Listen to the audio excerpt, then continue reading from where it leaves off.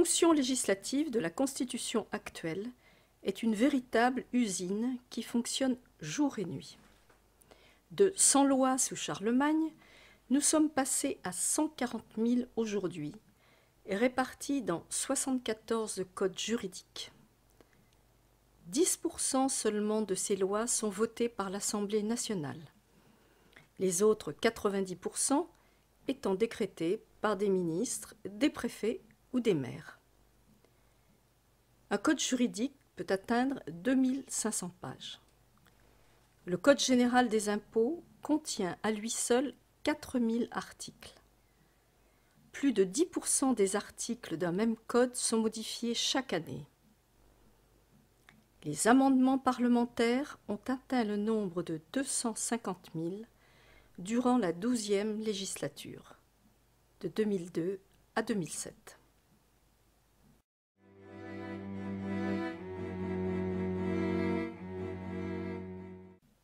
Il résulte de cet état de fait un emballement général de la production législative semblable à une réaction en chaîne nucléaire qui confère désormais un caractère imprévisible et submersif à la loi.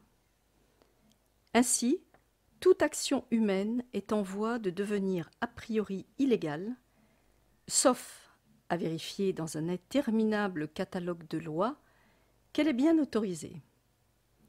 À tel point que certains juristes actuels s'interrogent sur la nécessité d'instaurer un véritable principe de sécurité juridique qui aurait pour objectif de protéger les citoyens contre les effets secondaires négatifs de la loi, en particulier de ses incohérences, de sa complexité ou de ses changements trop fréquents.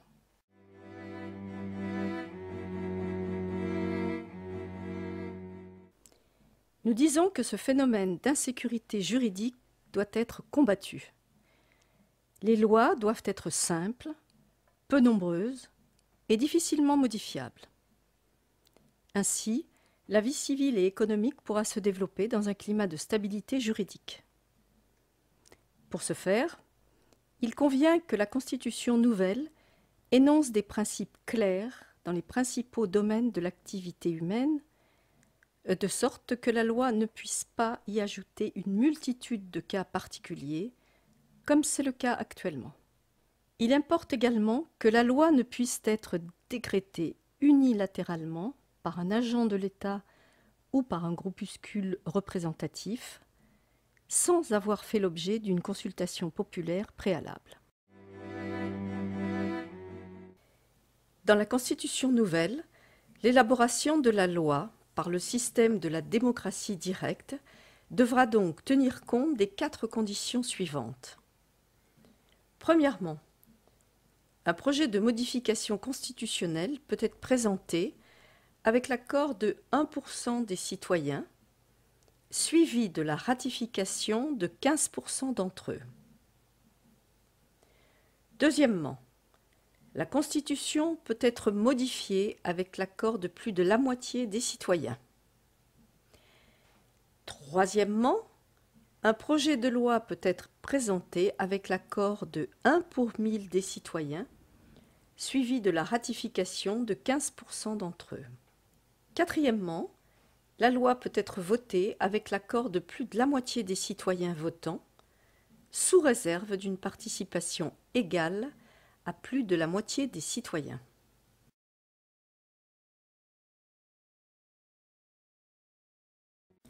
En théorie, la démocratie désigne un régime politique dans lequel c'est le peuple qui possède le pouvoir.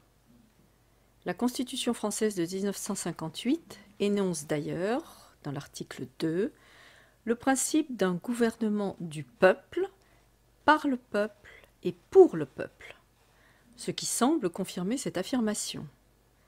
Malheureusement, il n'en est rien, puisque le pouvoir, notamment législatif, est confisqué par une minorité d'élus ou de fonctionnaires non révocables à laquelle le citoyen de base ne peut accéder.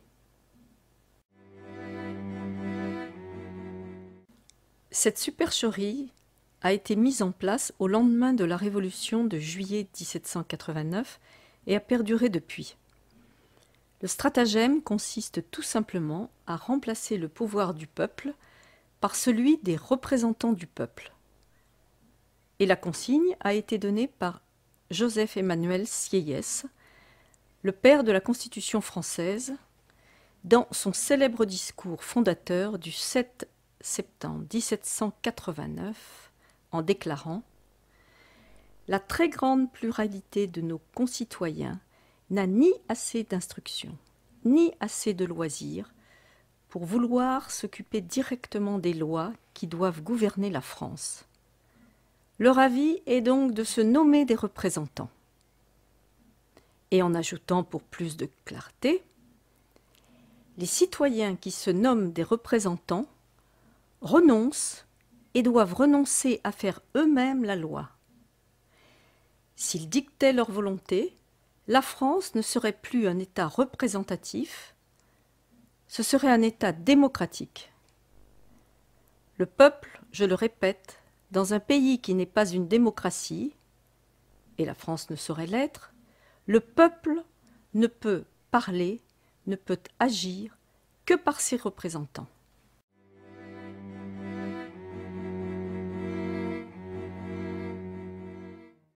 Il est significatif de trouver la définition de la vraie démocratie dans des écrits qui ont eux-mêmes scellé le dispositif représentatif actuel.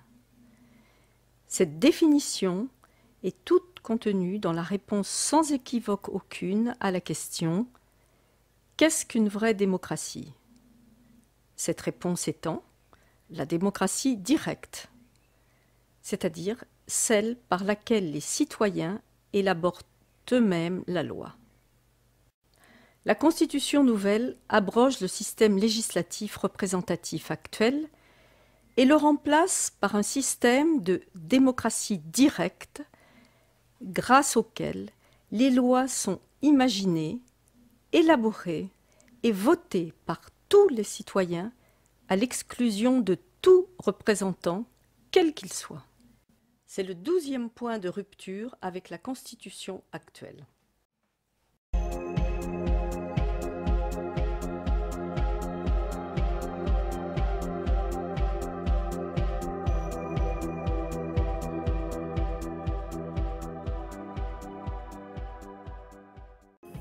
L'objectif du Parti pour l'après-croissance est de faire en sorte que ce programme pour une société de l'après-croissance soit présenté lors de la prochaine élection présidentielle de 2022 par la voix d'un candidat désigné et soutenu par nous et agissant dans le cadre d'un mandat impératif.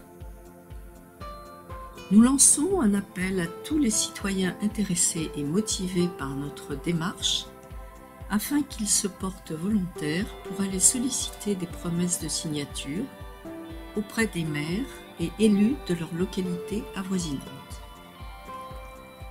C'est ainsi que nous invitons chaque sympathisant à nous contacter dès aujourd'hui en envoyant un courriel à l'adresse contact@aprecroissance.org et en indiquant simplement volontaire 500 signatures. Nous vous contacterons alors par retour pour plus d'informations et vous proposer un mode d'action précis. À bientôt et vive la société de l'après-croissance.